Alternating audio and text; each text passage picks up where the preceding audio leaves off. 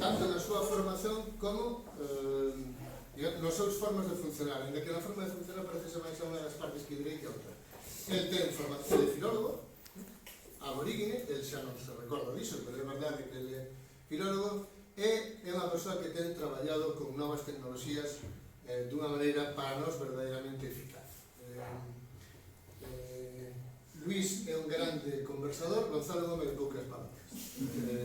E os dous son igualmente eficaces, e Gonzalo traballa connosco sobre todo nesas dimensións de tecnoloxías e tal, mas hai persoas aquí que podemos dar fe de que cando temos unha urxencia chamamos a Gonzalo, hai quen escreve un correo electrónico e espera 4 días a que lle responde, tal, e Gonzalo a media hora responde, e é, en fin, do sector entrañable do Grupo Gamal.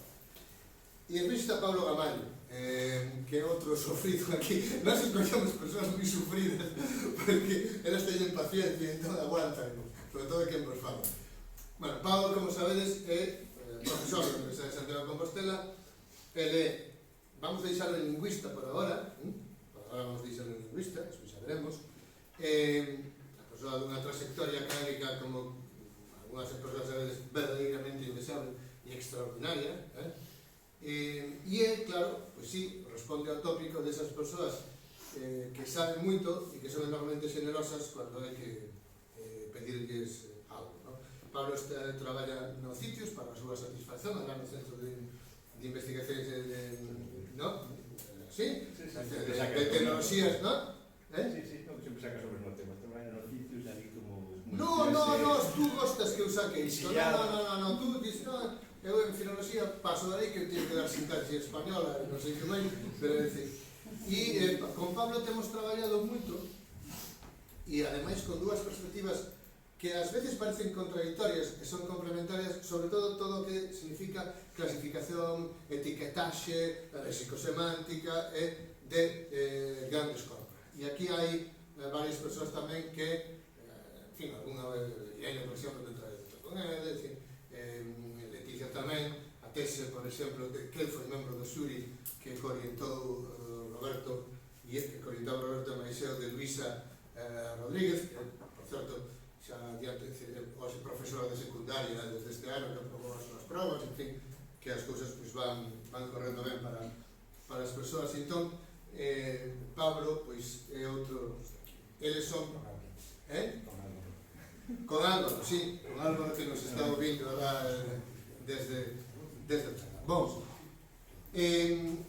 vamos a isto, é o que lles pedín, porque fun quen se encarregou disto, faládenos da vosa perspectiva de persoas que traballades con nosco, que colaborades con nosco, que nos aguantades en máis unha ocasión, da vosa perspectiva, que entendedes que podemos facer ben, que estamos facendo mal, en que non vos estamos, en fin, en que vos estamos incomodando, en que podemos continuar prolongando, que opinades un pouco disto. É dicir, esta é un pouco a idea que lle pedimos, non? E para isto, pois, está esta sesión, que despois nos permita, pois, se queremos, pois, dialogar, ver por onde podemos cambiar. Entón, pediría a Luís que el comece para ir dando a pauta a Gonzalo, a Pablo e despois a todas as persoas que aquí estamos. Entón, obrigado en nome de toda a rede para a vosa parte. Bueno, pois nada, ainda que pareza protocolario, agradezo que entendades que teño algo interesante que compartir con vos, que partillar con vos, farei. Creo que é unha cousa que non falta traballando con Galagara en certo sentido do humor, o sea que podíamos subtitular esta conversa Altius Citius Fortus, unha cosa así, por entrar directamente nese ámbito filolóxico. Que é o Citius? Eu propoño Fortius, que, bueno, non todo é materia muscular. Nos temos que conducir isto ata a conferencia de Cali e estamos dispostos a, creo que falo en nome dos tres, el fará espectáculo, que el ten que desplazarse para facer unha presentación, e eu puxenme de lazo porque son de Redondela, como algún outro membro do Grupo Galabra, e somos un clan. Por tanto, hai unha lectura, tamén hai unha... Ben, agora xa, digamos, o serio. Oía con moito interese a presentación, bueno, agora non a vexo, pero está aquí. E entón, pero non podía evitar pensar eu que repugnantes son os académicos, é dicir, con estas cousas da precisión absoluta e tal. Un mozo que xa non está, que marchou, decía, estou farto, eu formeime na biblioloxía inglesa, pero agora acabo de dar unha virada.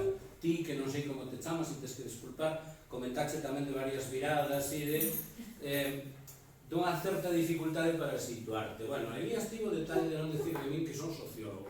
Eu síntome como tal, pero sempre teño que andar o desmentindo cando me presentan como tal, porque non teño o título. O Colexio de Sociólogos non me deixou colexiarme, porque eu son licenciado en Xeografía e Historia. Pero chamanme con frecuencia para unha mesa redonda de fin de curso na Facultade Correspondente da Universidade de Coruña sobre saídas profesionais para os sociólogos. E entón sempre hai que comezar por despexar estas incógnitas. Bueno, mirade, eu nunha terminoloxía efectivamente moi capitalista postfordiana son o que chaman un consultor. Un consultor é unha señora ou un señor que acode en auxilio de que se espera da xente. O noso perfil profesional incerto e indefinido, pero interesante, porque nós estamos na encrucillada do rigor académico. É dicir, a min pídenseme informes con notas a pé de páxina, con bibliografía, que non contradigan, é dicir, os paradigmas, o uso, é dicir, acabas facendo dúas versións. Unha, pois, se chega ás mans dunha catedrática ou catedrático de universidade que non diga que non tes idea e tal, e logo acabas facendo un PowerPoint. O que leva máis tempo é o PowerPoint, porque normalmente faz tres versións, non? Faz unha primeira e dices, isto é real, isto ten 25 ideas. Necesitamos un Power con 10 ideas. Entón tú faz un Power con 10 ideas, digo, jope, que ten 10 páxinas. Isto nós necesitaríamos que tuvera 3 ideas. Claro, si, home, 3 ideas poden ser as ideas fundamentais, pero ás veces non esgotan a complexidade da realidade. Eu quero falarvos rapidamente de complexidade. Como me sinto sociólogo, pois eu veño camiña, vos falades de discurso literario, sistema literario e de cousas destas. Bueno, sabedes que basicamente existen dous paradigmas, en xeral nas ciencias sociais, pero na socioloxía en particular, que sería o paradigma cuantitativo e o paradigma cualitativo. Isto é de primeiro e non tranquilos que non vou entrar a explicar. Hai unha anedota que seguramente coñecedes ou contades, non? Dice que cando, que nun momento dado, completa xa a creación, Deus dixo: teño que crear un ser irreductiblemente comprometido coa verdade. Coa verdade e co rigor. E entón Deus creou o catedrático de universidade. Ben? Pero o catedrático non vai brillar na creación. Teño que buscar un arquetipo contrario, é dicir, o paradigma da ignorancia, da doblez, do mercantilismo, o coñecemento e tal e cual. E entón creou o colega, é dicir, o catedrático da outra universidade. Os académicos no ámbito da socioloxía poden permitirse o luxo de ser cuantitativistas ou cualitativistas. E dinche os da razón, non, eu son cualitativistas. Joder, pues a mí como me encarguen contar cantos coches pasan por un sitio para ver se paga a pena facer unha saída de autoestrada, sendo cualitativista estou perdido.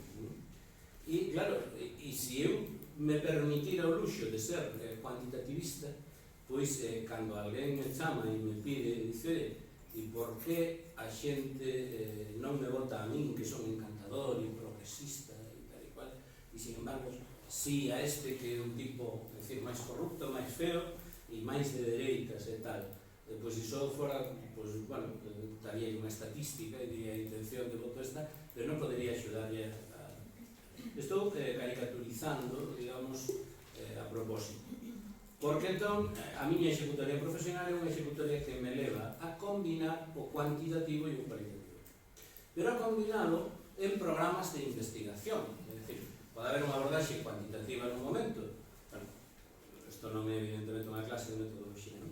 Pero ben entendedes que en fases distintas do discurso, da construcción intelectual dun proceso de investigación, pois recorres a ferramentas dun ou doutro paradigma. Porque hai unha cosa epistemolóxica básica, pero que eu creo que está moi esquecida, ou eu percibo como moi esquecida. Tedes que pensar que os clientes cos que eu dialogo en empresas e en institucións son persoas con titulacións universitarias. É raro que eu faga un traballo, con todos os respetos, para Peluquería Manolo ou Talleres Paco, ou para Ultramarinos Lourdes. Normalmente son institucións, son empresas. E, bueno, eu creo que entre moitos dos problemas da cultura contemporánea eu empezo a detectar como unha cuestión grave a confusión entre a información e o coñecemento, e iso os académicos é un tema que vos interpela. Lógicamente a información é a materia prima do coñecemento, pero o coñecemento é información articulada cunha sintaxe. E da que hai alguén en aprecio xa a estas alturas no Grupo Galabra que o día dixen aquí o que había que facer neste momento, e ten coña, é dicir, isto forma parte central da miña reflexión.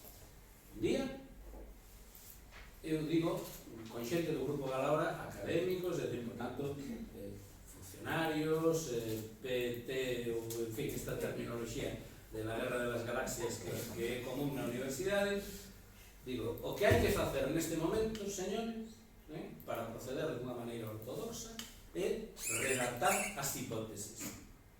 Sabedes o que me contestaron? Estes académicos. Yo, claro, esto ahora para poñarme a redactar.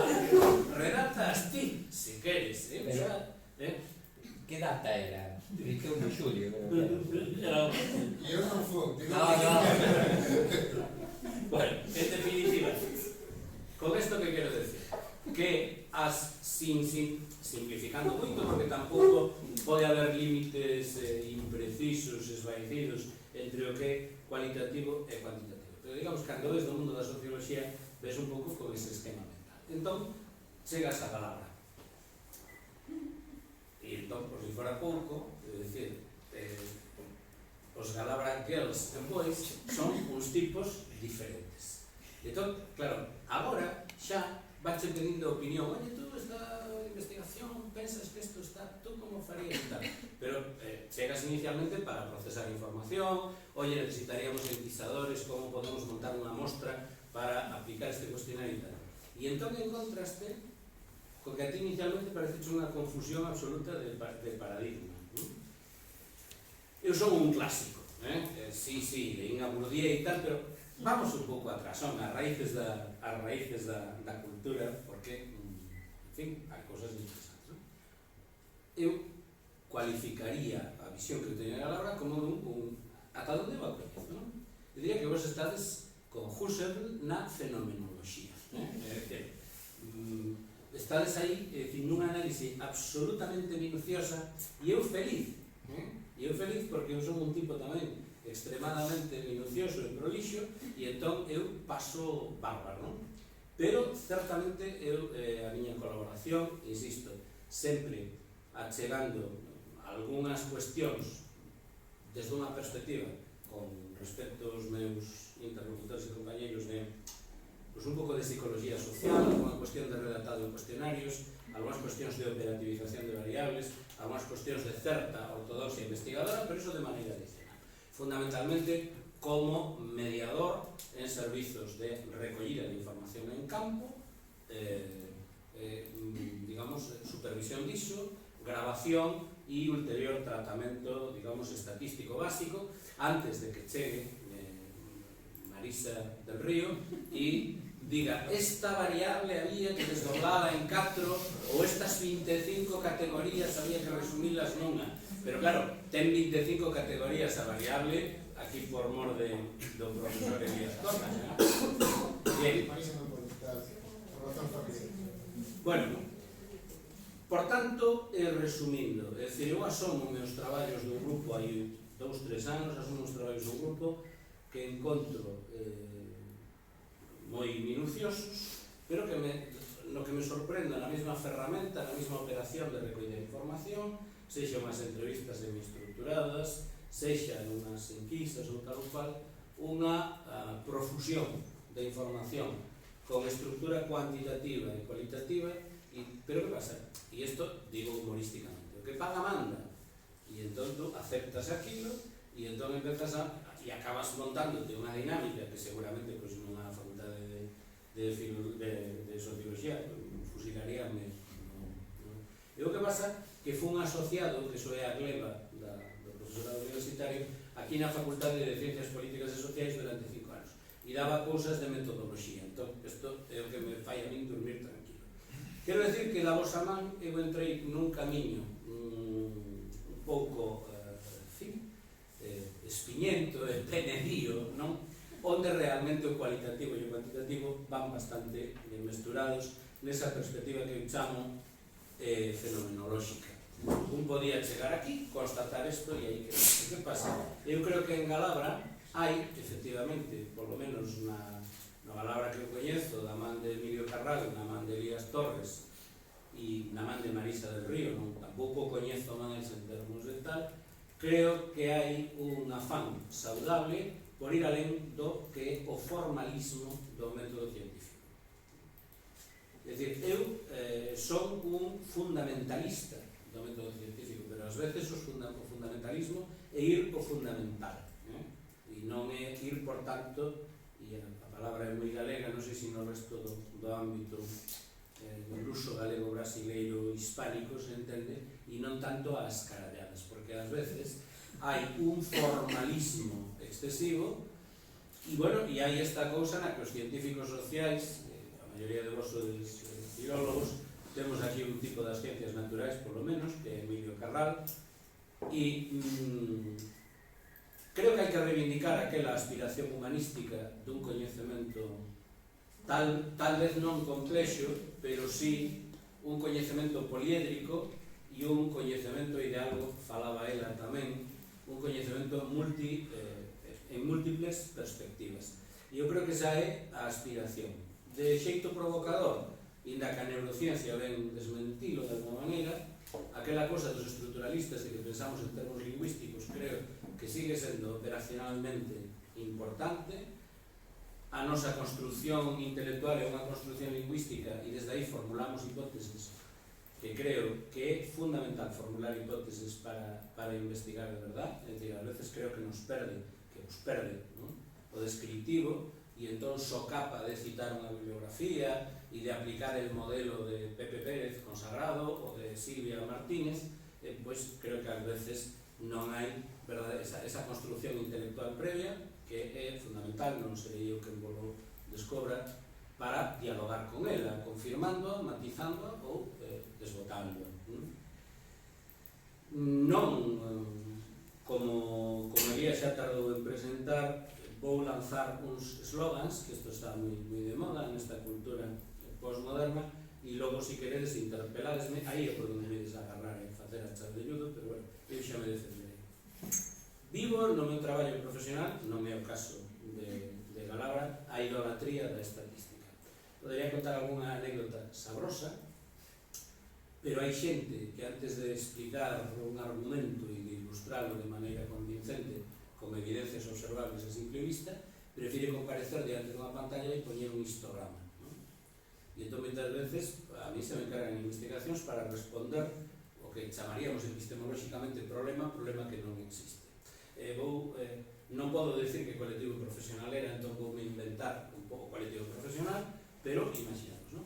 É dicir, que agora me chamaran o sindicato de taxistas e dixeran, oi, que imaxe social hai dos taxistas? Queremos facer unha enquisa. Que está vendo que as VTC ou os das VTC sería pertinente, non? Imaginamos que agora os chama un colectivo e dice, oye, que imaxe social hai dos funambulistas ciganos? Claro, a tua primeira resposta é, hombre, hai unha imaxe social da Guardia Civil, dos profesores da universidade, o mellor do persoal de enfermería, dos hospitais, das médicas e dos médicos, pode haber unha imaxe social dos carteiros, dos taxistas, ou dos taberneiros, dos funambulistas ciganos, eu creo que non hai unha imaxe social construída, pode haber tópicos literarios e tal, non? Claro, no momento en que ti lle dis e non sería mellor que estudáramos a relevancia social que ten os círculos e a xente sabe o que é funambulistas e se a xente asocia a etnia cigana ca práctica do funambulismo nos espectáculos de circo, non, eu teño que comparecer públicamente, teño que ter un histograma detrás proxetado na pared, ten que decir o 72% da poboación detesta ou ama incondicionalmente isto. Tamén hai unha idolatría do cualitativo. Eu non quero entrar nesta polémica, pero hai moitos paradigmas moi saudables de coñecemento e tal que chegan a conclusións relevantes, pero que creo que non debemos outorgarlles o estatuto de verdade científica irrebatible, no sentido que é unha verdade científica a atracción que 2 de 2 son 4, que nunha lógica borrosa tamén se pode discutir, entón creo que hai que ir creo que é legítimo recuperar as vellas palabras ou a finalidade de investigación é buscar a verdade. Creo que a verdade é máis verdade se é unha verdade en perspectiva. Creo que Galabra debera diferenciar non o cualitativo do cuantitativo, pero acaso tal vez máis nas investigacións que eu das que me compadezo no sentido etimolóxico, é dicir, nas que me implico, creo que acaso sí probablemente o camiño está en diferenciar máis o exploratorio inicial do que unha posterior acumulación de evidencias. E traballar con Galabra é un placer e recompensa en moitos niveis, inda que Galabra non ten moitos cartos e eu tendo, ademais, a tirar así, a ser, ti sabes que é certo, a ir cuns orzamentos así modestos, porque digo, estos chicos investigan con certa alegría, vos chamades de outra maneira, pero porque sodes académicos, sodes uns repugnantes. Eu chamolle nunha perspectiva humanística, que é a de non negar a complexidade intrínseca que ten a realidade. E tanto é así que, como brincadeira, moitas veces, cando me revisa un documento, eu últimamente métolle na cabeceira ou no pé, isto que cando entras en Word, tú te levabas mal con Microsoft, eu leume bastante ben, isto que cando entras no texto principal dices, como quito eu? Tens que editar cabeceira e tal, non? Entón, encántame largarlle así uns eslogans e tal, desentrañando significados, investigando na cara oculta da lúa e este tipo de cosas, porque creo que esa é, e tamén vou a etimoloxía da palabra, creo que esa é a vosa graza. Non sei se o que eu acabo de decir aquí vos aporta algo, pero, bueno, podemos quedarnos con o PowerPoint, con 3 ideas. O que eu coñezo de Galabra é fenomenolóxico, eu creo que iso é bo, e creo que iso pode ordenarse máis, pero non desde a exquisitez, e agora utilizo no sentido luso e preciso do termo, non desde a exquisitez, de estar o mellor distinguindo máis o cuantitativo do cualitativo, sino verdadeiramente o mellor de concedir as operacións máis en secuencia, pero supoño que iso ten que ver con despesas e con financiamento, e aí a ciencia tropeza co capitalismo.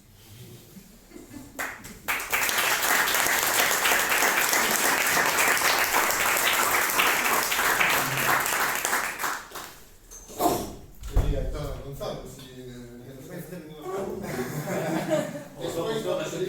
eu ademais conseguí falar con Gonzalo de falar tamén non preparei nada. Eu si tenho unha nota e eu máis ben ia lanzar unha pregunta así aberta a ver o que opinades vos, porque se queria dicir algo, tomo aí a última parte de Luis, que decía que caro é bastante caro. Se non fan idea do traballinho que dá, eu tamén si afito que se fai bastante. E xa por última parte de ferramentas e de medios e tal, é por menos posteriormente, entón non vou facer, vou máis claro por técnico que mantén iso, si non estaba a falar da abertura, porque eu si teño algo que me está dando moitas voltas últimamente e que o grupo se reflexe bastante, é que opinades da abertura e da política de abertura que hai europea agora, e que opinades da abertura dos datos e da abertura da investigación, porque tamén nos, pensando en que podía falar eu aquí, un pouco, ningún programa e tamén había non sei, de sociedade investigadora, chegamento dos a outros, había varias intervenciones dese estilo que gostaba de ter ouvido e non tive unha fortuna de poder existir. Entón, que opinades da reapertura dos dados, da necesidade? Porque eu si vexo que o procedimento está fechado, totalmente fechado, desde a construción ata a divulgación. E partindo da idea de que iso é moi caro e moi pesado de facer antes. Mas non vexo accións nese sentido, e vexo un encerramento que ademais noutras áreas da universidade, nas ciencias, están tirando online, o comportamento online e a diseminación de información sin motivo de complexos e construción incluso online de examen de artigos, en monografías, en discusións, máis no século XXI unha discusión aberta puramente pública, sen despidos, e co potencial que tengan as persoas e o conhecimento construído e os datos acumulados, como iso non se exhibe máis. É unha reflexión que non tiño tampouco moi elaborada, entón é máis unha pregunta a vos que opinades disso e como vedes as últimas directrices da Unión Europea nese sentido, ou cando visitáis outros grupos ou outras facultades que están facendo por aí. Lamento, foi un breve. No, obrigado, Gonzalo. Non vamos a responder agora. Pero é simplemente para que vexades o contraste, non?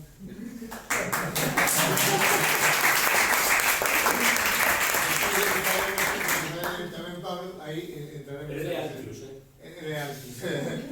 Hai outro nivel. Entón Paulius. Bueno, claro, Gonzalo colocaba unha pregunta que sí que é moi interesante. Eu penso que o mellor tal vez podemos deixalo para o debate. Bueno, basicamente, claro, foi unha cabeza algunhas ideas, o que pasa é que, claro, tiña pensado outra cousa, como non nos pusemos de acordo con que íbamos falar, pois, ao mellor isto atrapalla un pouco o que quería dicir, pero sí que é algo que gustaría de retomar despois sobre a abertura de dados, tanto no tema da, por un lado, máis nas tecnoloxías do código aberto, por outro lado, as revistas tamén, bueno, código aberto e datos abertos, bases de dados abertos, por outro lado, o tema das revistas. Mas, podemoslo deixar para despois, porque,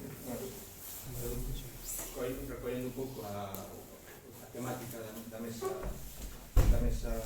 que temos aquí, a idea era un pouco, bueno, que se pode ofrecer ao grupo desde fora do grupo, desde web, e sobre todo tendo un chispo extraterrestre, porque, bueno, realmente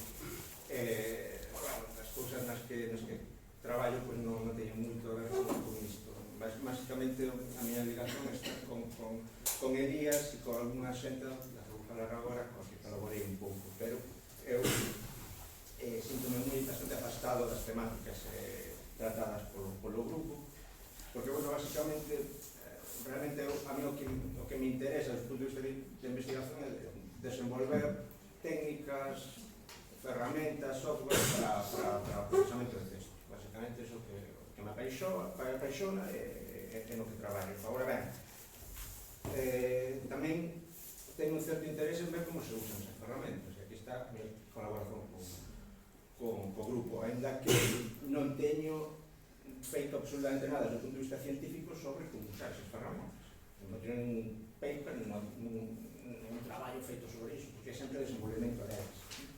Agora ben, coas pequenas colaboracións que teño feito co grupo Galabra, pois algún tipo de reflexión teño feito sobre como usar estas ferramentas, como o grupo Galabra podería aproveitarlas, algunhas delas. En particular, sobre todo, son técnicas de aprendizaxe, é dicir, aprender a partir dos dados, sobre todo de dados textuais, sobre todo textos, como aprender información, é dicir, como estruturar información a partir de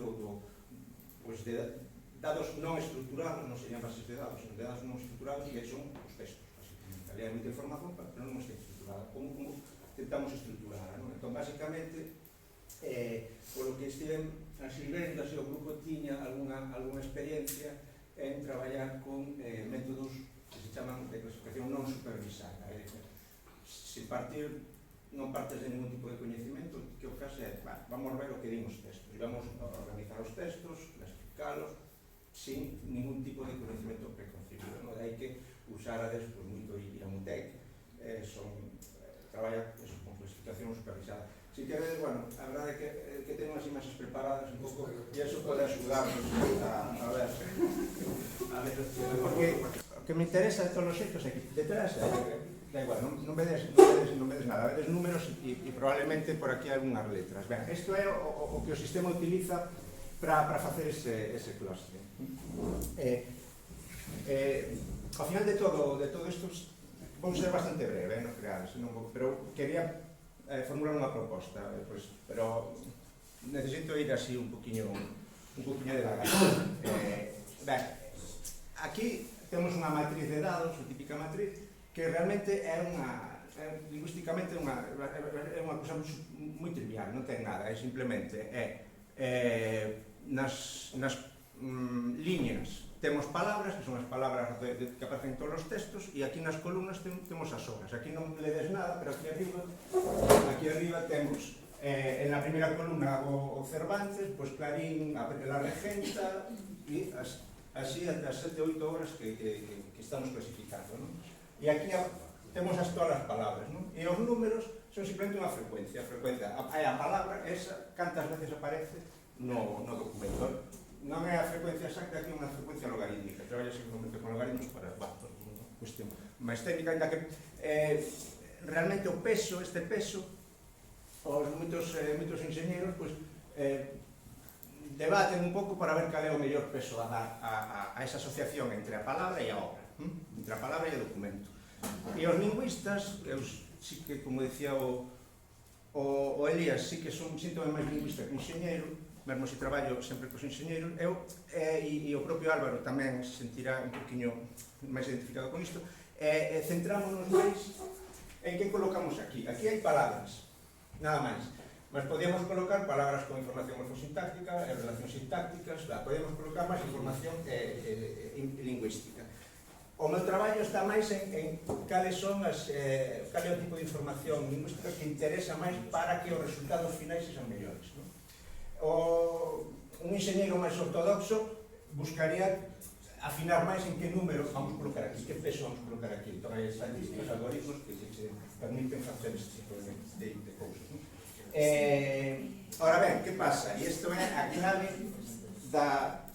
do procesamento da linguaxe natural, e é que o que vos digo é algo que se chega cando se ten algo de experiencia, e agora, toda a xente concorda con iso porque son os resultados están aí, e é que cando realmente traballas e avalías os sistemas contra bases de dados anotadas ou avaliadas por humanos, ao final os sistemas máis básicos, un como este, que é básico, non ten nada, palabras e frecuencias, son os que mellor funcionan, acaban por funcionar, son os que e se non funcionan mellor, funciona un poquinho peor que outro que o mellor ten un desenvolvemento moito máis complexo.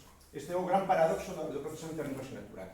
É moi difícil, o que se chama moi difícil superar o baseline, é dicir, superar o método básico, que sería este.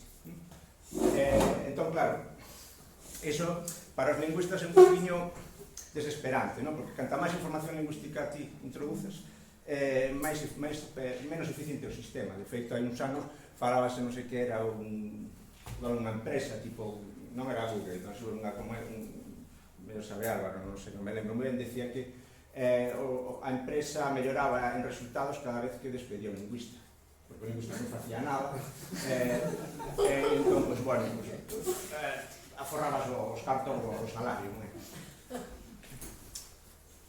Entón, ben, traballando así, bueno, eu estou traballando con material de Leticia Carreras sobre Silvio Rodríguez, cancións, bueno, cosas que vos pasei, mirando un pouco as distancias e similitudes de textos. No caso, está traballando coas cancións de Silvio Rodríguez e outras cousas cubanas ou poemas, non sei, o caso é que eran moitas obras que aquí non me daba tempo, o sea, quedaría cousa moi pouco visible, entón fixen unha proba para que vos mirades así máis facilmente de cousas que se poden facer, e é buscar a distancia entre unha obra con respecto ao resto. Aquí, por exemplo, temos o resultado de a distancia de La Regenta con respecto ás obras que vimos antes, e a primeira máis semellante é outra de Clarín, Único Hijo, despois Bala Desheredada, Fortunata, e a última Cervantes, vale? Aquí, esta distancia que temos aquí é realmente unha media de moitas distancias. Fixen probas con moitas distancias, un pouco para ver, pero bueno, son exemplos de cosas que se poden facer precisamente con este tipo de traballos non supervisados. Eso es. De feito, traballando con distancias entre documentos, publicamos un artigo sobre distancias entre linguas europeas, e aquí tendes unha rede que mostra os resultados, as linguas románicas, as eslavas, as germánicas que están máis dispersas, que usualmente non se asemellan tanto. Aquí está o vasco, que está perto do xorxiano, pero tamén perto da románica, por influencia do latín, do español, que ten tamén unha imprenta, unha pegada forte no vasco, cousas deste tipo. Son cousas, realmente mostro vos isto porque son os usos de ferramentas que temos feito, que usos para humanidades pode ter, non? Son as cousas máis parecidas que poden ter interese. De feito, detrás deste traballo agora hai unha tese de doutoramento de José Ramón Pichel sobre buscar distancias entre linguas semellantes ou variantes. Isto é un tema do que gosto moito a José Ramón. Sempre digo que non faga que non chega a unha conclusión antes de ter os dados, porque xa ten a conclusión na cabeza. Bueno, agora vamos falar, isto é o non supervisado. A respecto do supervisado é unha clasificación diferente. Aquí partimos dun coñecemento previo das persoas. As persoas din, eu quero clasificar os textos en función do meu coñecemento, das miñas clases, das miñas categorías ou etiquetas ou como queiramos chamarlas. Entón partimos, por exemplo, aquí temos un exemplo de etiquetas como compromiso, economía. Estou collendo etiquetas do traballo de Leticia. Compromiso, sinto que non sei, este carado... Vese perfectamente. Sí, non é meu, non sei... Bueno, é dicir que non ten ningún significado aquí, é simplemente ruído, lixo visual. Compromiso, economía, onírico, existencialismo non están todas as categorías de Leticia para definir o que ela quería utilizar para, na súa tese, para clasificar as cancións de Silvio Rodríguez, por tanto a temática de Silvio Rodríguez. Eu apañei algunhas e pasei 5 minutos para facer as miñas propias, é dicir, para colocar ali as miñas propias palabras relevantes ao respecto desa etiqueta. Por exemplo, para compromiso, por creer que ten un peso de 3. Deime a mí mesmo, dixo, vou poner un peso de 1 a 3. É dicir, a 3 é unha palabra moi importante para ese conceito de compromiso. Luchar, victoria, trabajo, etc. Para economía, dinero, ahorrar, comprar, 5 minutos fixen isto. Normalmente isto non se fai así en clasificación supervisada. O que se fai é como está facendo na tese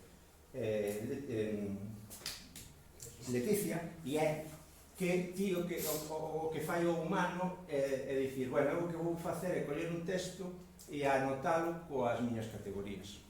É dicir, collo unha canción, por exemplo, Silvio Rodríguez, e digo, esta canción está falando de compromiso, de amor e da infancia, por exemplo.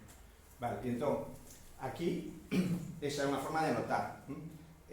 Cando anotamos así, estamos anotando dunha forma un poquinho grosa. Podemos facer ainda máis fino e dicir, e dentro desta canción hai as palabras relevantes son estas, o keywords son e aí estamos dando ainda máis información. Isto normalmente non se fai, porque iso é unha traballeira moi grande. Normalmente o que se fai é simplemente coller as palabras, digo, as etiquetas xenéricas, e despois o sistema o que fai é tentar buscar as palabras relevantes automáticamente con técnicas parecidas as que vimos antes no supervisado. Agora, unha vez chegado a isto,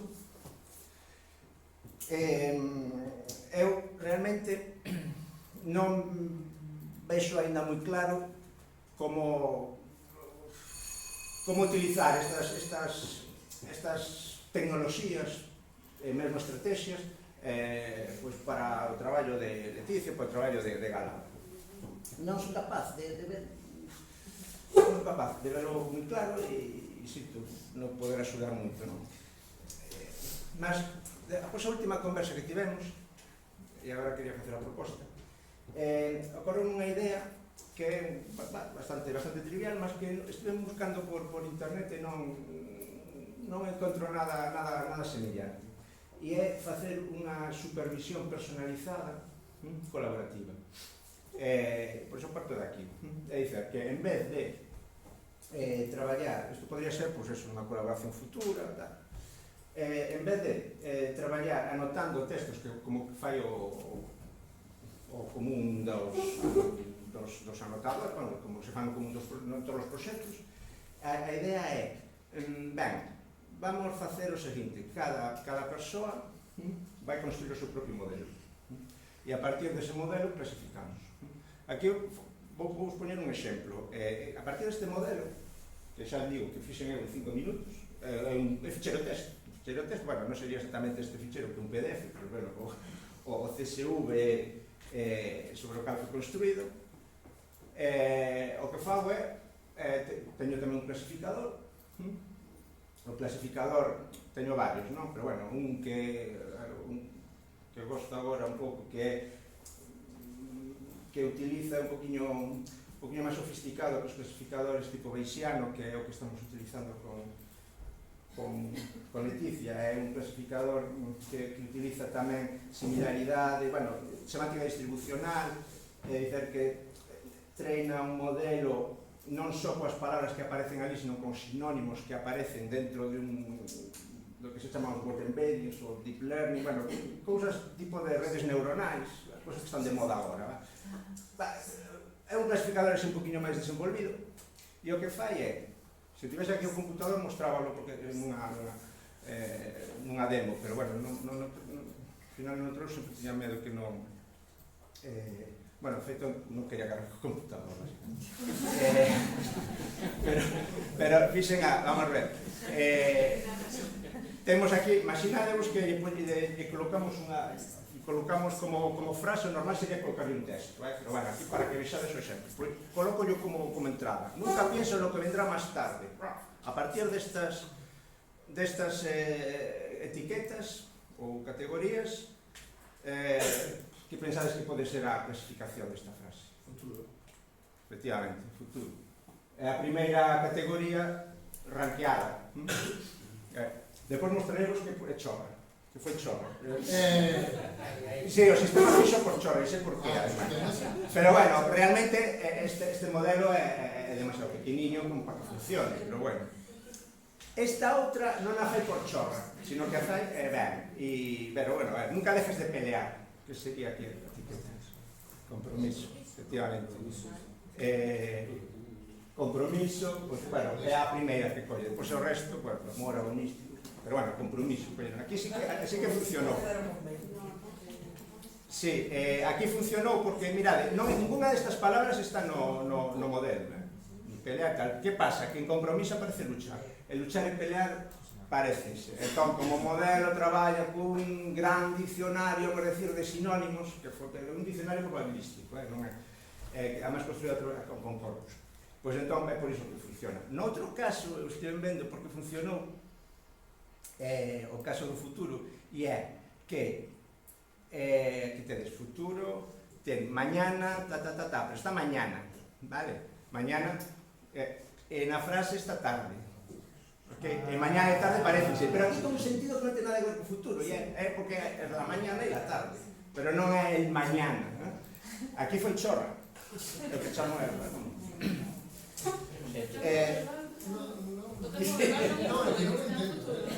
Bueno, da igual.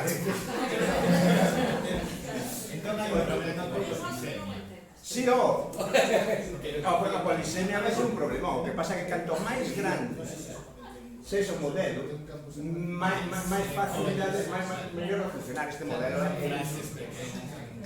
Se ti tiveses en compromiso, bueno, claro, normalmente hai que contexto, pero tamén aquí non hai que utilizar 5 keywords, non hai que utilizar a mellor 100, 900, 1000, eso.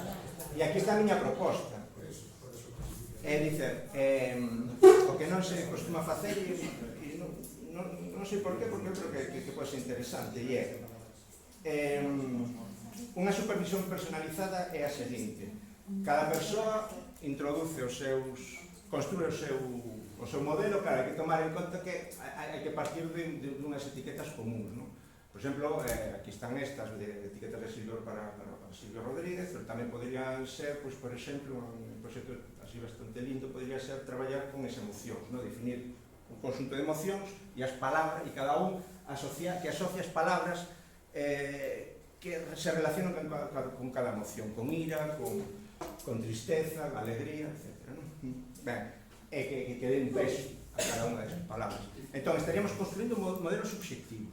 Con esos modelos subxectivos, cada modelo podría ser un clasificador. Un clasificador subxectivo de cada persoa, pero tamén se poden unir e formar un modelo colaborativo, é dicir, sería un conxunto de subxectividades. De feito, podrían facerse mesmo preidentificar antes os modelos que se parecen para construir modelos de subxectividade, é dicir, había persoas que teñen unha visión das emocións diferente de outras, por exemplo. Cando digo emocións, poden ser outras etiquetas. Isto leva a explorar a clasificación, porque estes clasificadores colectivos poden despois ser usados para clasificar a todos os corpos que están en Galaba, por exemplo, non? Pero por iso que aí habría que ver cales son as etiquetas que interesan en función dos corpos dos que se disponen. Pero sería interesante poder buscar como un método para que toda a xente poda construir o seu propio modelo. En este caso podría ser simplemente unha web na que a xente introduza as súas palabras e despois ao sistema coloca todo nos ficheiros no formato adecuado. Basicamente esta era a idea, a proposta a que quería chegar. Nada máis.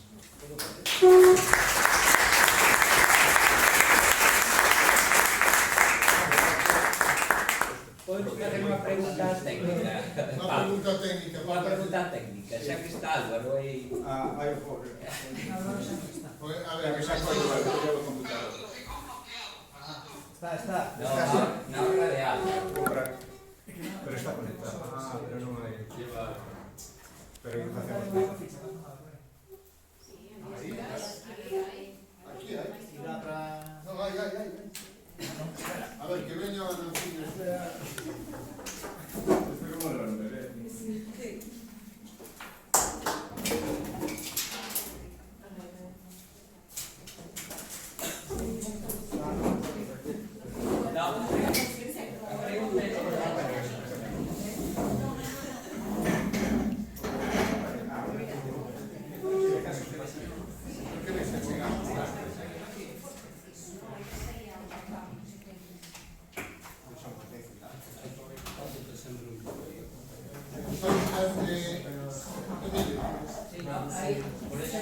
Por favor, somos muchas persoas na sala, vamos intentar evitar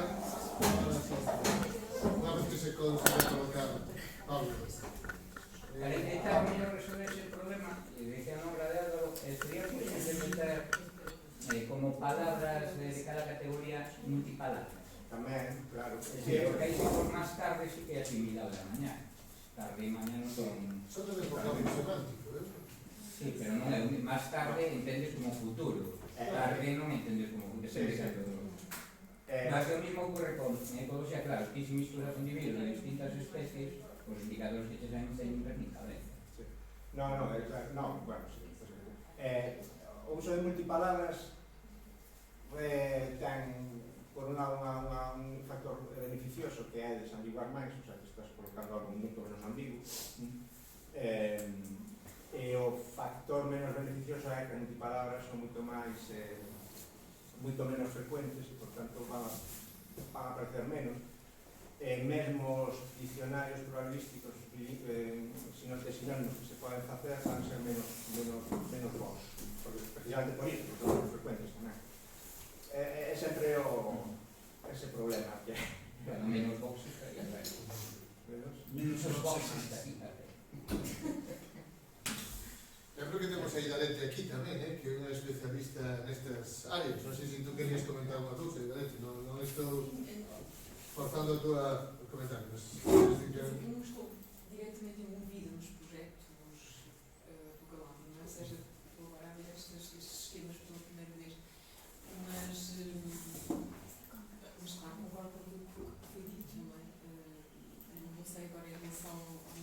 conceitual do trabalho nessa fixação, de unidade de uma obra e realmente contribui para a desambiguação de significado.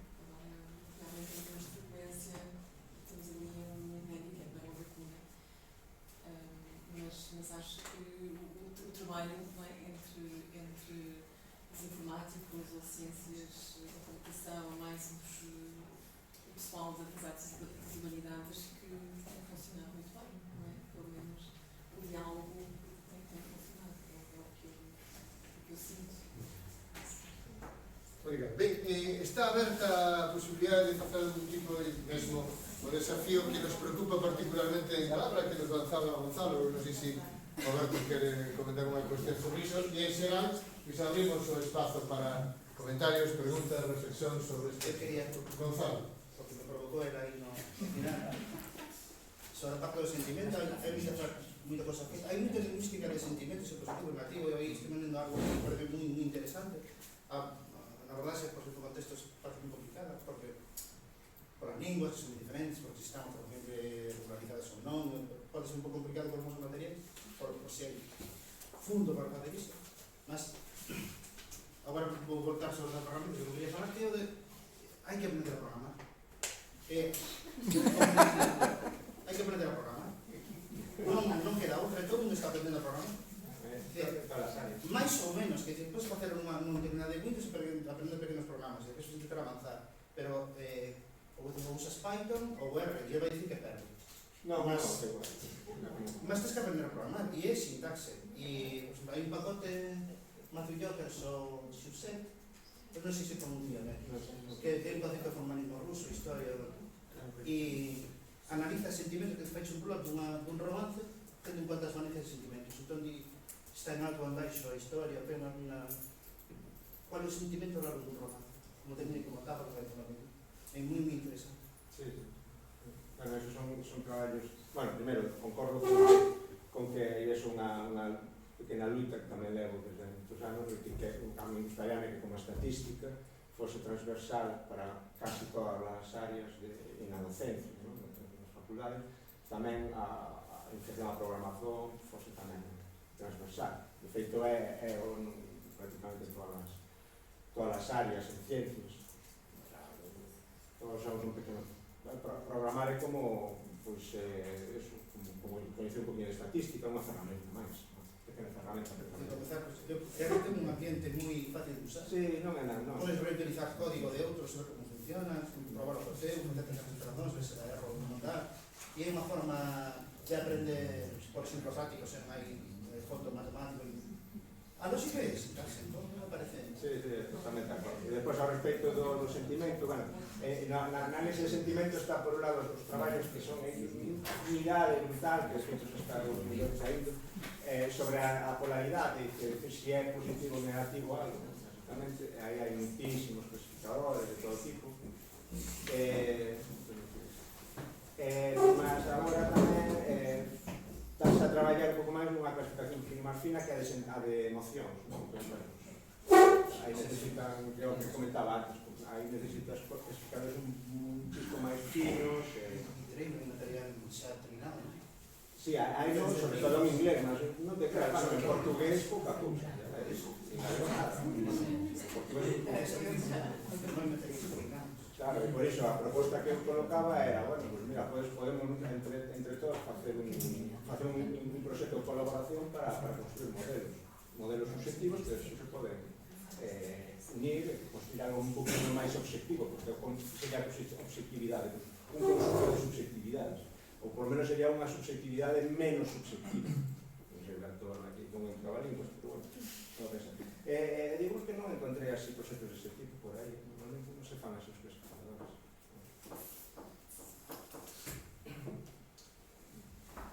Stones, Celsius, Está Isaac tamén aí. Isaac. Se non incomoda ninguén, vou facer así unha intervención breve, a que agora están a falar as persoas máis externas ao grupo, e son o máis externo, penso, de todos que estamos aquí, ni sequera estou inscrito no encontro.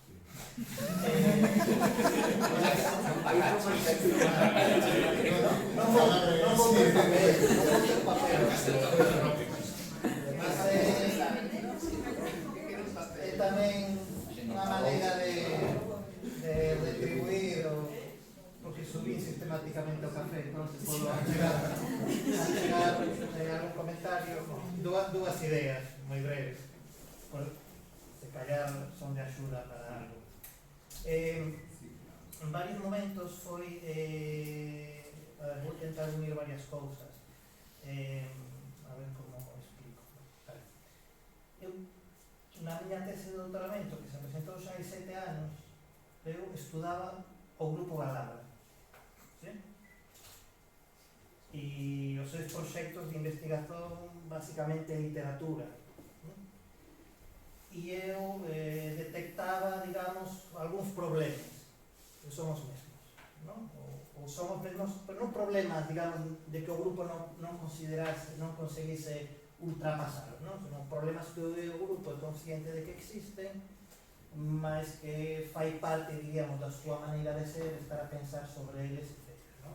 Unha é a cuestión dos dados, non? É unha cuestión de esa tendencia, esa, digamos, principio metodolóxico da necesidade de fundamentar todo nun traballo empírico, pormenorizado, rigoroso, etc., etc., que nos proxectos que eu estudaba, que é do Polulí e do Pisempoga, finalmente acababan pois teses deseñadas para non sei que un determinado período que acababan sempre encurtando os períodos, encurtando, non? Pola imposibilidade de asumir e de xestionar e de analizar e de traballar con esa carga de dados.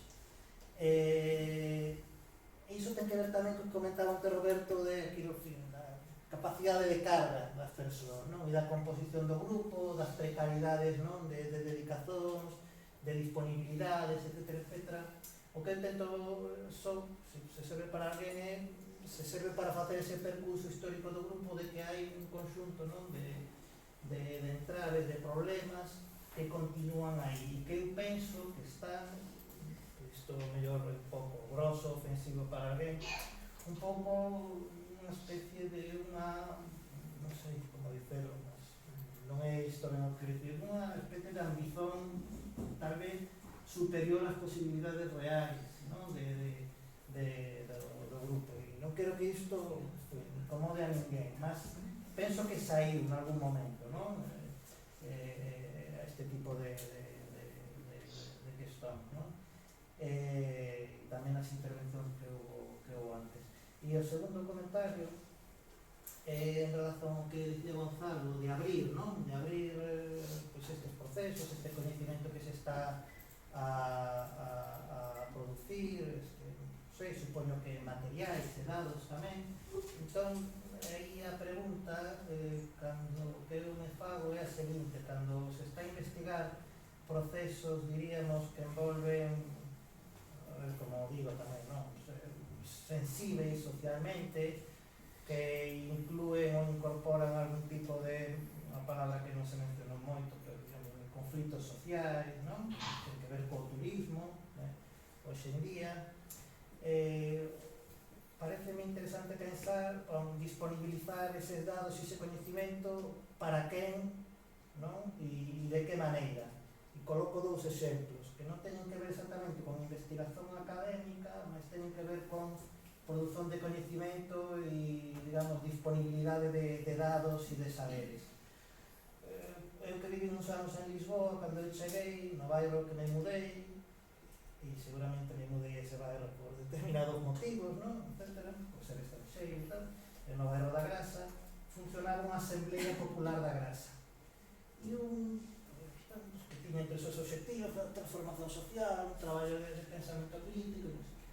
Un dos traballos que estaba a facer a Asamblea Popular da Grasa era mapear, digamos, os edificios devolutos, vacíos do bairro, non? Que era un dos problemas, non? Do bairro.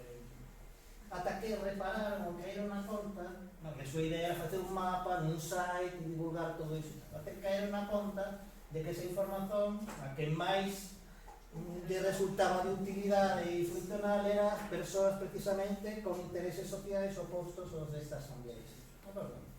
E depois outro exemplo que me ven así un pouco a cabeza ten que ver con unhas xornadas relacionadas con antirracismo, etc. Unha cuestión que está así un pouco tamén en debate en Portugal, e se hai que facer censos, digamos, raciais, identificar as persoas segundo, en fin, componentes étnicos, culturais, raciais, etc. Que non se fai en Portugal, non se hai dados sobre isto, mas sería un indicativo para saber se as persoas negras ata que, non sei, ata que nivel de estudos conseguen, que tipo de empregos teñen, etc. Isto non se fai en Portugal, por lo que eu sei fai no Brasil, etc. Entón, tamén ali saía un pouco esta questón, porque había persoas que defendían que habería, non, que tamén, digamos, recoller este tipo de dados, mas saía un pouco o mesmo tipo de dúbida. Estes dados, para que e en más de quen poden estar, porque poden servir tamén a outro tipo de interés.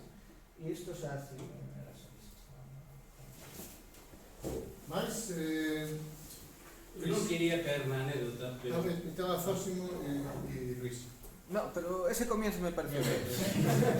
No, a ver, pensando en voz alta, eu tampouco teño unha resposta definitiva, pero resulta que eu son a persoa que dirixiu o informe do Valedor do Pobo sobre a discriminación do pobo xitano en Galicia.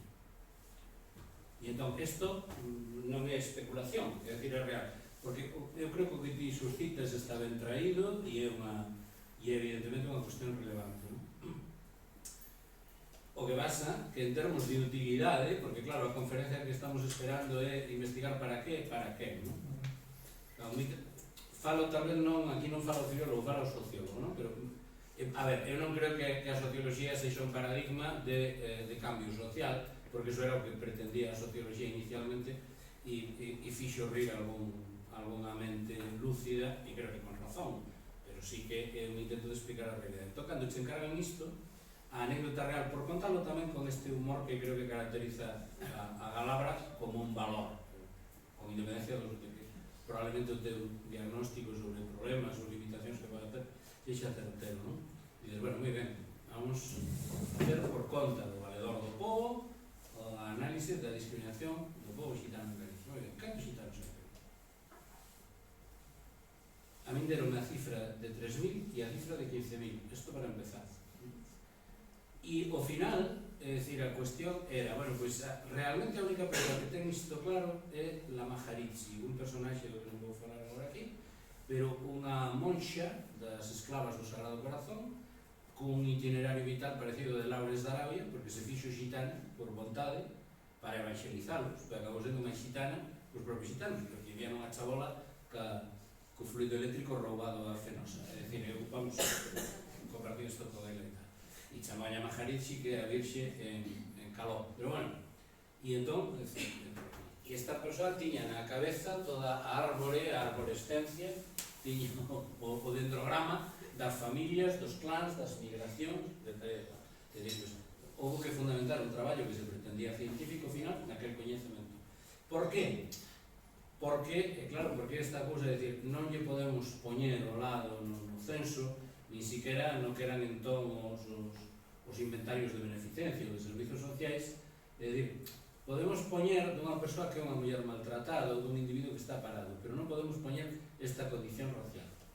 E pasamos horas varias persoas cunhas listaxes interminables deducindo se un individuo que se chamaba Montoya Jiménez, Isaías ou Isaac Montoya Jiménez era ou non era cigano, e entón probabilísticamente si o era, porque coincidía no nome bíblico os apelidos e tal igual. Eu creo, en definitiva, que esta cuestión que é colateral probablemente do debate, non? Pero sí que ten que ver co contexto social. É dicir, eu non sei, eu creo que hoxe en día, honestamente, penso que sería máis o beneficio que o risco, non hai un problema racial en Galicia de tal magnitude como para pensar que de pronto veña alguna persoa trastornada e vai a facer, digamos, un pogromo de xitanos aparándose no censo. Noutro contexto, noutro momento, pois ese perigo sí cabería.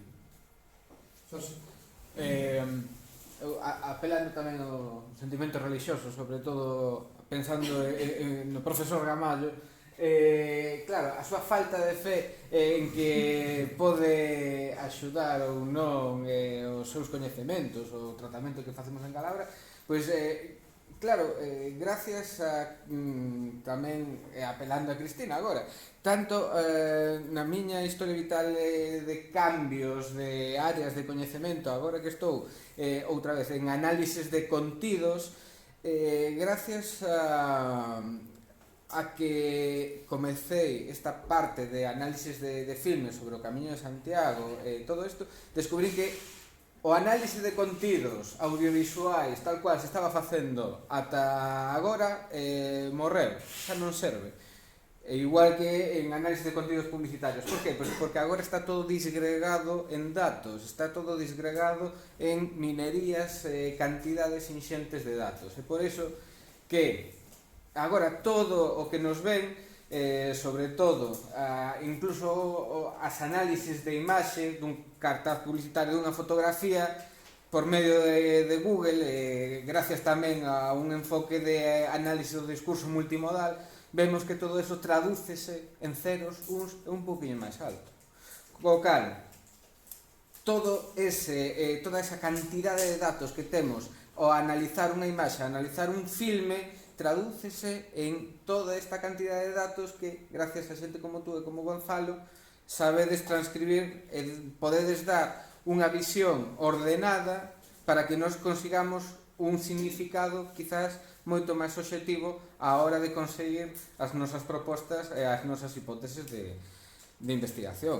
Co cal, simplemente gracias por estar aí e tervos sempre como apoio modelo para este tipo de traballos. Obrigado, José. Eu vou dicir unha cousa, que de aí, vamos, non teño ni idea. E digo, pero, o sea, o que estás falando é de que hoxe en día hai dados semi-estructurados por todos lados. Cando colles un filme, hai sistemas que se permiten saber que cores están utilizando, se a que música aparece e todo iso, codifícase, e a partir de esa codificación dá lugar a esos dados, microdados, que despois con sistemas de clasificación, que chaman de data mining, de minería de dados, construen analíticas, a partir de aí, por tanto, infires nova información. É que eu non traballo niso, porque iso sería data mining, eu non teño ni idea. O meu traballo, non sei, o de Gonzalo, porque tamén é máis a partir de texto puro, que sería o que chaman text mining, minería de texto. Porque, claro, outro, para iso hai unha chea de enxeñeiros que fan as cousas unhas maravillas increíbles, pero por aí non traballo. O que é verdade é que sí que a colaboración con esta xente, lembro cando me mandaches aqueles software, sobre todo de análisis de filmes, multimodal, son moi interesantes. Pasa que eu aí son un experto 100%, totalmente. De todos os xeitos, non nos parece que un exceso de datos pode verdadeiramente ser unha enchente ao punto de constituir unha tranca, un obstáculo para a xeración de coñecemento. E o lazo sobre... Ese é un dos problemas históricos nosos. Nos temos planificado, xa, a sociedade fundamental en Internet. Temos planificado traballos de campo, e traballos de recolección, etc., cuxa dimensión, por un erro que procede ademais da miña propia tese de doutoramento, teñen sido mal dimensionados, e iso provocar problemas importantes de xestión. En varios dos asuntos que Isaac estudaba na tese, isto non siga, non obliga, non fixa pouca, e hai cosas probables víctimas desa cuestión. E no propio traballo de agora sobre a comunidade local, que parece que é sobre turismo, enfrentamos a mesma questón. Entón, por tanto, esta alerta, a mí pareceme, como todas estas facendo, pois moi pertinente, ao lado da outra alerta, que tamén incluso tiña a oportunidade de comentar con Cristina antes, que esta cuestión de investigar para qué. Eu, por exemplo, xa que estou no uso da palabra no ámbito da antropoloxía en Lisboa, que tiene un pouco de relación, hai un dos debates que temos, o que tivemos, era xente que estaba traballando sobre inmigración, nunca revelar, digamos, non se revelar non, sino como os inmigrantes ilegais non queren tornarse legais. Os inmigrantes ilegais non queren tornarse legais. Por qué? Porque iso impede absolutamente a súa capacidade, por exemplo, de movilidade na Europa, e porque hai redes de mobilidade. E claro, este tipo de cousas colocan nos problemas enormemente complexos.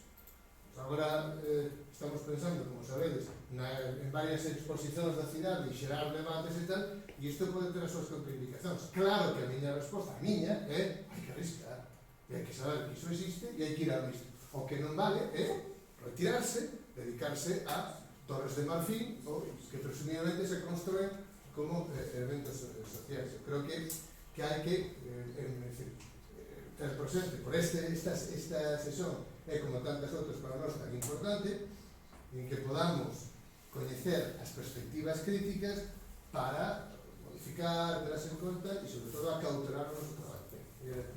Non, quería facer unha morada.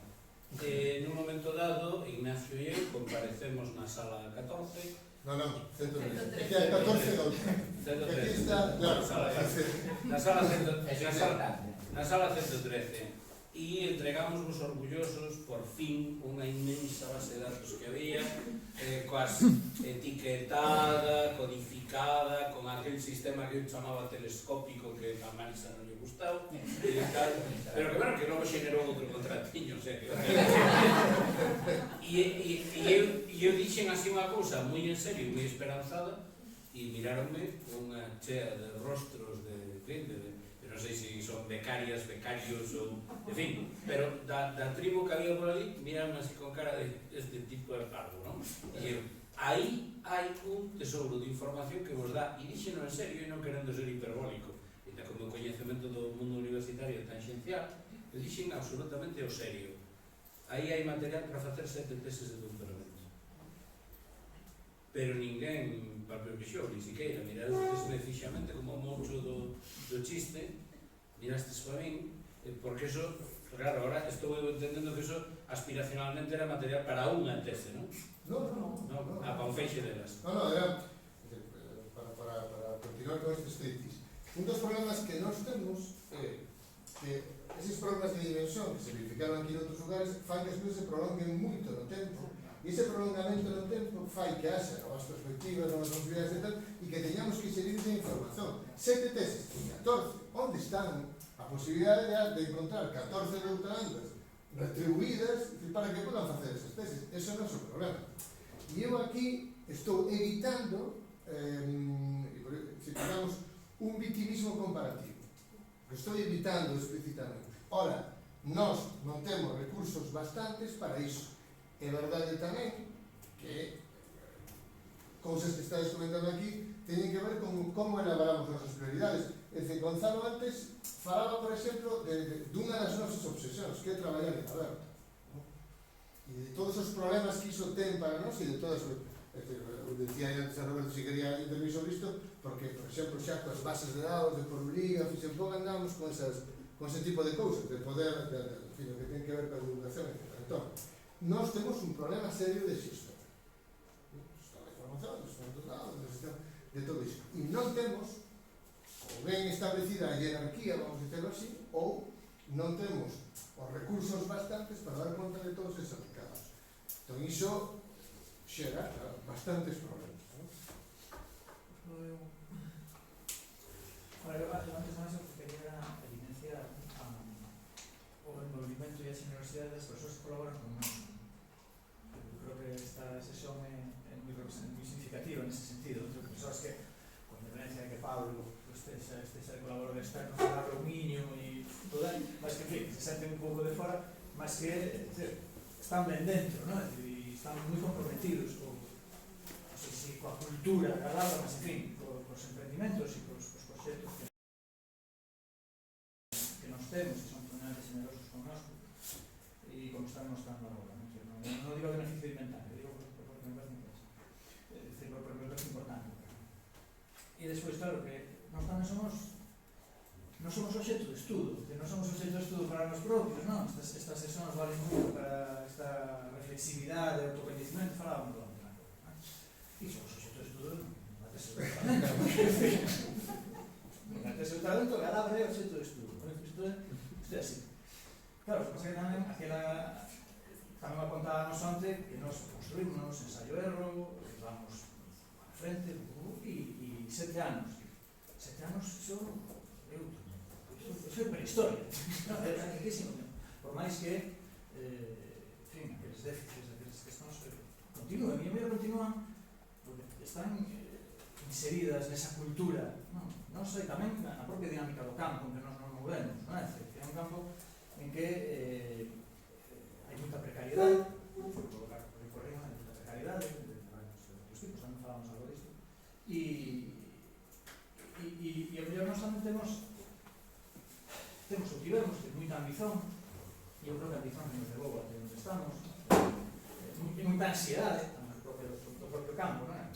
As ansiedades de acumular, despois nunca había nin condicións económicas de outro tipo para despois divulgar ou aproveitar, non? Ese material. Para varias antes de Fixenpoga, nós temos un armario inteiro de Fixenpoga de materiais sobre a cultura galega, de la transición, sobre o franquismo de transición, e aí están. Temos bases de dados elaboradas e están a espera de que haxa tempo e recursos para que haxa un momento en que alguna prioridade poida ser disponibilizadas. Entón, iso existe, non? Esa ansiedade. Insisto, eu creo que tamén esa ansiedade ou esa ambición non coloco como negativa, que non se infila do que estou dicendo que iso é negativo, que nos levou a onde estamos no momento de avanzar, ¿sí? E o mellor de lógicas de vanguarda, digamos, que de vanguarda en varios sentidos, ¿no? Concepcións a metodoloxía a vanguarda, ¿no? E agora mellor estamos nun momento, non direi de retagarda, mas sí de consolidar posicións. Estamos nun momento de consolidar posicións, ir a eses bancos de dados, aproveitar eses bancos de dados, aproveitamento, é unha palabra boa, ¿no? Aproveitar esas questões, consolidar territorios, consolidar territorios, consolidar tamén a nosa posición. Claro, son moitos dados, claro, porque comentábamos antes nunha sección anterior, claro, porque eu creo, sinceramente, que como vimos de onde vimos, esa memoria tamén existe, é dicir, e como temos este pé atrás en relación a si somos científicos, non somos científicos, non sei que, entón, canto máis dados, canto máis empirismo, canto máis mellor, é como se nos justificásemos a nos propios. Creo que agora podemos estar no momento de que, en fin, pois o mellor, xa, o que facemos, a discusión non ten por que ser se é máis científico, menos científico, máis cuantitativo, máis cualitativo, o que facemos é útil. Para que? Nos discutamos nese plan. Nese ámbito. Pois, iso é o que me refiro. E esa información, pois, claro, na lógica e na pregunta que colocaba Gonzalo, claro, Gonzalo fala como fala. Gonzalo chega e coloca unha pregunta porque Gonzalo non é de Redondela, Gonzalo é de frente, entón, claro. De do Mario. Entón, claro, non é ben o mesmo. Pois claro, hai que disponibilizar esos materiais. Claro, hai que disponibilizar esos materiais. A questón que colocaba Isaac en relación tamén con esa disponibilización de materiais é central. Cal vai ser o uso que se faga deses materiais? Como todo, a información, o coñecimento, é ben diferente, pois depende da luita de clases. Depende de como se das posicións e das luitas polo poder que aí estexan. A questón é que eu creo que non disponibilizalo non se coloca, porque foi xerado por dinheiro público, é un coñecimento que está aí, que será mediatizado, que será utilizado na nosa contra. Obvio.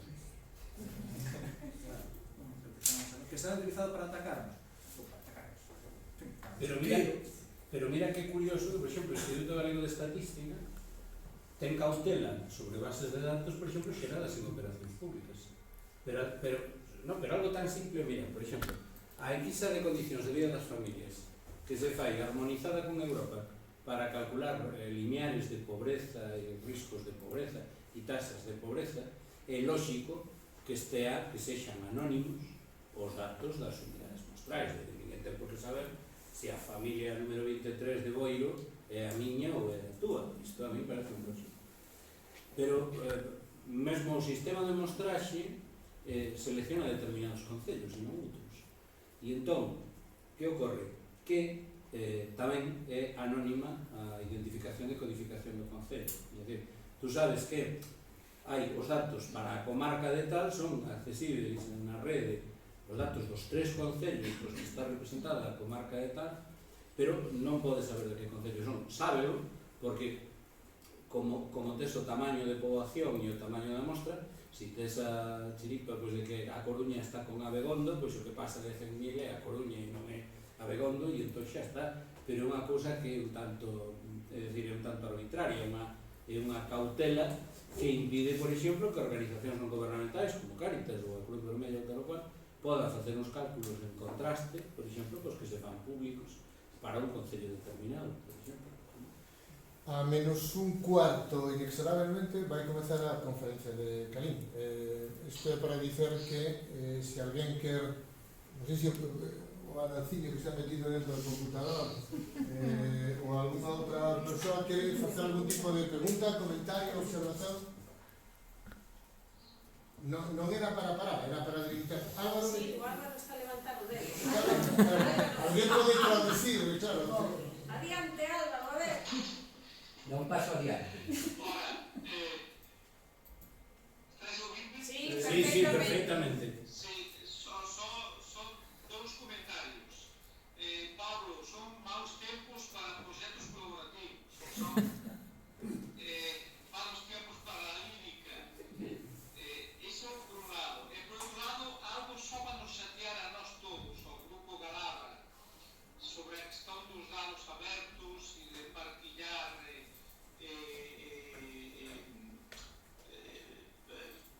dados que foron construídos con fondos públicos. Cando sería o momento adecuado para colocar a disposición pública todo que os dados que nós temos acumulados, entrevistas, etc. Só así para encordear un pouco. Eu sou muito crítico con iso, até me dei ao luxo de criticar na miña defensa do doutoramento no ano 2000 a persoa máis importante, a responsável pola base de dados lingüística máis importante en Portugal, nese sentido, non? De que aquilo non estaba accesible, eu non podía traballar con aquilo, tive que construir eu un corpus, bom, igual nós, o Grupo Galabra, tamén temos que pensar un pouco nisso, porque nós temos dados que non están disponibilizados, nós temos aí corpora non disponibilizados, só para incordiar. Un abrazo a todos. Podo responder, ya que non é para Claro, claro. Bueno, eso é unha cuestión mellor metodolóxica. Eu, o que faría é, se tivese dados corpora, como tender vos, así que está moi xeitoso e a xente pode cobizar e ter ganas de utilizar. Para vos sería interesante, mellor, preparar unha boa publicación sobre ese corpus, nunha revista con certo impacto ou nun congreso, non sei que, e aí xa colocar as ligacións correspondentes ao corpus e entón aproveitades unha cheada, e se ese corpus vai ser utilizado, aí conseguides unha chanecitas, que é tamén un dos objetivos de todo investigador. Bueno, eso sería o método. Si quere que digo, así pero sería máis que consecuencia do uso dese material. Sí, bueno, non objetivo. No, pero vamos a ver, o objetivo é que a xente pode disponibilizar dentro. Agora estou falando de, bueno, desde o punto de vista egoísta, estaría ben que o grupo aproveitase, se aproveitase un pouco do uso. Por tanto, unha boa publicación que fose referencia dese corpus sería o obxecto de cita, non é? Bueno, simplemente, ainda que non é ese objetivo, evidentemente, vamos decir, científico, sí que sería un objetivo. De feito, en algúns casos xa temos feito iso. Hai algúns artigos que realmente para cousas que están na web, etc. En fin, haríamos. Cris, Quero facer un comentario breve sobre iso, que vai... Unha puntualización. Eu nunca pensei a pasada, porque ademais está pasado, non sei se está pasado, se está de construir iso no momento que se está facendo online e desperdiciar ao mesmo tempo. Claro, está problemas todos sensibles, pero digo de ese cambio de mentalidade porque se está facendo por aí. Sí, E pois xa o que dice, eu estou, das últimas veces que así retos que lanzades, son varias cosas que aprendí foi un grupo da RIA da Alemanha porque construí un corpus francés online e que podo testar na miña máquina e dicir, isto para este idioma funcionará. E só os podo ter como referencia.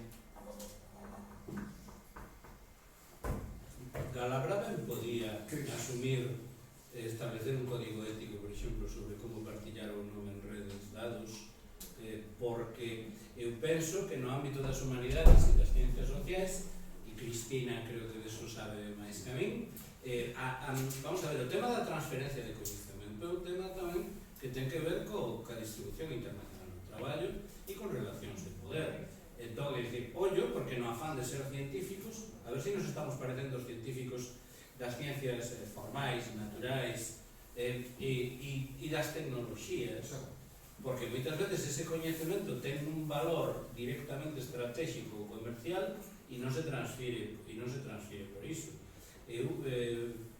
Investigades, bueno, xa contestarán agora, investigades para quen, eu creo que unha parte do coñecemento que queredes construir é inútil.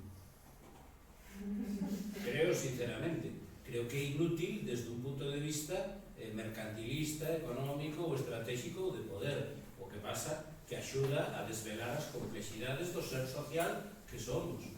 Sí, antes de darle a palabra a Cristina para resumir iso, porque este é un debate tan importante, nós non traballamos co PIB como un instrumento de medir o desenvolvemento humano. E aí hai outro asunto que nos leva a outros lugares. Isto que quer dizer que no PEN que estamos en algúns proxectos, porque parece que estamos centrándonos implícitamente nun, hai varios, no PEN que estamos, nos vamos ter que enfrentar tamén, cando nos poñamos a divulgar, etc., algunhas batallas, eu creo que este é o termo, dese estilo. E espero que esperemos que o podamos facer ben, ou polo menos como máis satisfacción. Cris. Eu fixe un curso sobre estes asuntos, sobre acceso aberto na Unión Europea, eficiencia, que precisamente me comentaba bon. Hai unha nova directiva na Unión Europea que promove o acceso aberto de forma clara e non só acceso aberto de publicacións, mas tamén acceso aberto de dados. Acceso aberto de dados para que poidan ser comprobados as investigacións que se fan, que son feitas por outras persoas. O que pasa moito na industria farmacéutica, por exemplo, ou en outras ramas de sanitarias, é que despois os estudos científicos non poden, cando se intentan repetir, non dan os mesmos resultados. Entón hai este exercicio ético de pôr os dados non publicar, é dicir, nun repositorio. Entón hai un repositorio na Unión Europea para isto, para colocar bases de dados, para colocar este tipo de información. Non me lembro o nome, é que me procuralo, e ali xa se pode establecer, aliás, creo que o grado de confidencialidade que teñen que ter os dados. Mas a intención é que toda a investigación que se fai na Unión Europea, que alén dos resultados de publicacións acumule dados, que tamén se disponibilicen nese nivel. Obrigado, Cris. Alguén alguna cousa final que queira comentar? Ben, pois entón, agradecemos. Tomamos un minuto como crítica.